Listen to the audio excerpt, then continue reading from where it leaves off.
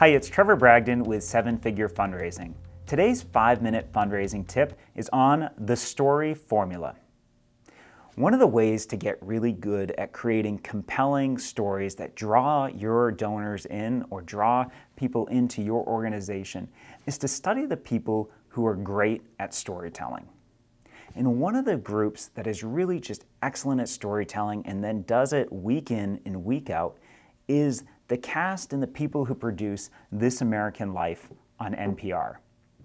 And I don't know if you've had this experience, probably less so now where we don't listen to as much live radio, but on This American Life, they tried to make their stories and their episodes so compelling that they would create what they called driveway moments. Those moments where you've pulled into your driveway at home and you're ready to go inside, but you want to hear the end of the story. So you sit in your car for like 3 to 5 minutes listening to the end of the story so you find out what happens.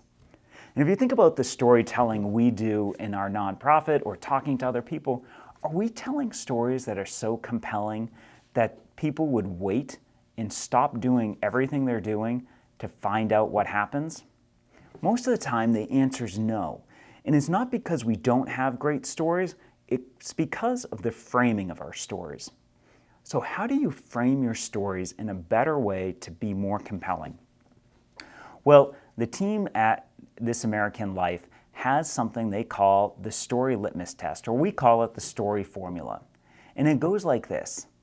What they run every story through is this question. It says, I'm telling a story about blank, and it's interesting because of blank. Now, that sounds a little bizarre, so let me give you an example that comes from Alex Bloomberg, who used to work at This American Life and then started Gimlet Media. And he talks about this thing when they were trying to create a story about an aircraft carrier. So they ran it through this story formula and they said, I'm telling a story about an aircraft carrier. And it's interesting because it has 5,000 people on board. And they sat back and looked at it and it's like, well, that's not really that interesting. So then they went back and tried to figure out the framing again. And they said, I'm telling a story about aircraft carriers, and they're interesting because they're like a small city. And again, that's not really interesting. That's not going to get you to sit in the car and have a driveway moment. It's mildly interesting, but not that interesting. So they thought and they worked on it, and finally they came up with the framing of the final show, which was, I'm telling a story about aircraft carriers, and they're interesting because they're run by teenagers. Now you want to listen to that episode, don't you? Because I don't know about you, but it's hard to get teenagers to do what you want them to do.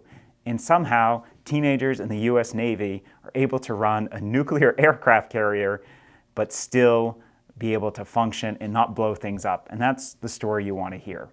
So the next time you're working on a story with your nonprofit or creating a story for one of your pitches, use the story formula. It's, I'm telling a story about this, blank, and it's interesting because of this. So run it through and try out different framings of that story. I think you'll be surprised at all the creative ways you can tell the exact same story, but frame it up in a different way to either a different audience or just make it more compelling and create your own driveway moments for your nonprofit and the stories you tell.